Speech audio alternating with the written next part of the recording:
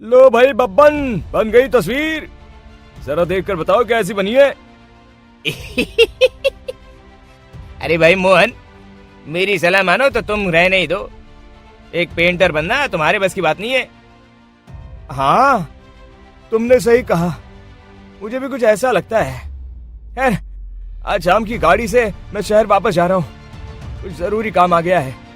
शहर से वापस आने के बाद तुमसे मिलता हूँ। मोहन अपने घर के दरवाजे पर ताला लगा देता है और वहां से चला जाता है। फिर उसी रात अचानक तेज हवाएं चलने लगती हैं। चारों तरफ डरावना माहौल बन जाता है। तभी मोहन की बनाई हुई पेंटिंग की वो औरत एक खतरनाक चुड़ैल में बदल जाती है और पेंटिंग से बाहर आ जाती है।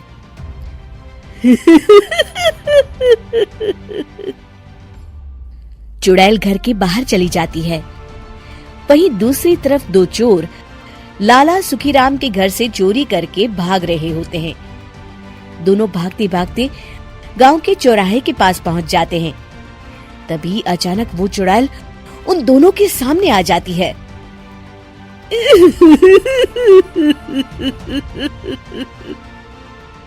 अरे मर गया रे, ये चुड़ैल कहाँ से आ गई? अरे मैंने तो तुझसे पहले ही कहा था कि आज अमावस्या की रात है, आज हमें चोरी नहीं करनी चाहिए। हाँ भाई बिल्ला, तुमने बिल्कुल सही कहा। जरा इसके दांत तो देखो कितने बड़े हैं।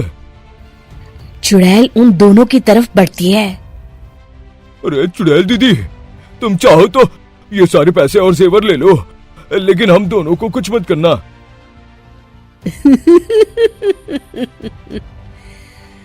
पैसे और जेवर के लालच में तुम इंसान बिकते हो, हम चुड़ैल नहीं। तभी चुड़ैल उन दोनों चोरों को पुतले बना देती है।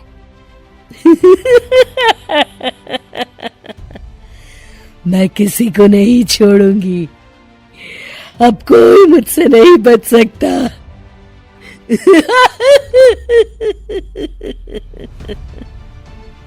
चुड़ैल अपने अगले शिकार की खोज में वहां से चली जाती है।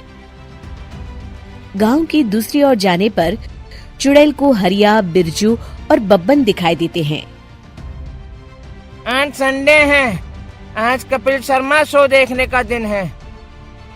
जोर से बोलो, आज संडे है। मैंने नहीं सुना। आज संडे है, आज कपिल शर्मा देखने का दिन है। हाँ, ये हुई ना बात। अरे ये कपिल शर्मा कौन है जो ये लोग उसे देखने के लिए इतने उतावले हुए जा रहे हैं? खैर, मुझे क्या, मैं अभी इन दोनों को मसाज चखाती हूँ। चुड़ैल तेजी से उड़कर उन तीनों के सामने आकर खड़ी हो जाती है।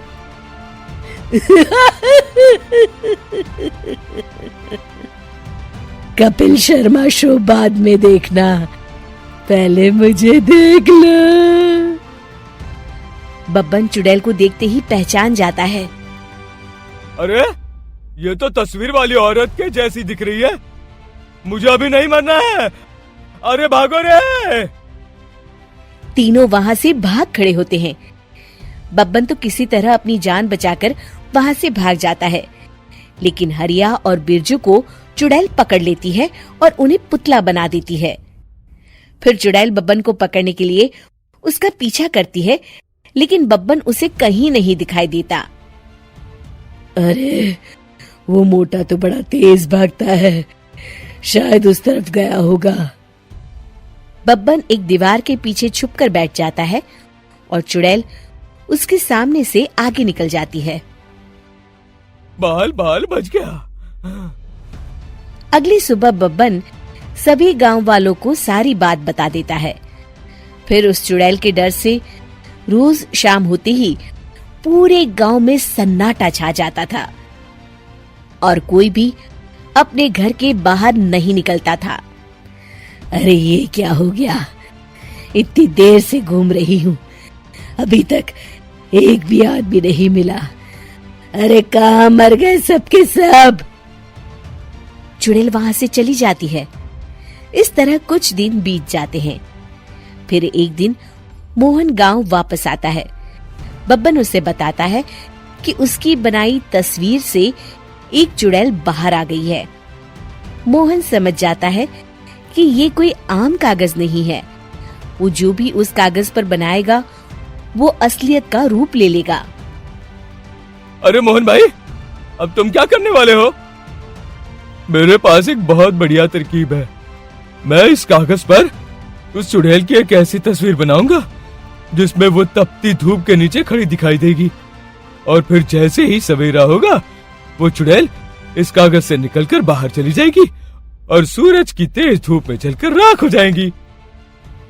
मोहन बिल्कुल वैसे ही तस्वीर बना देता है और जैसे ही सवेरा होता है वो चुड़ैल कागज से निकलकर बाहर धूप में चली जाती है और सूरज की गर्मी बर्दाश्त नहीं कर पाती और जलकर राख हो जाती है।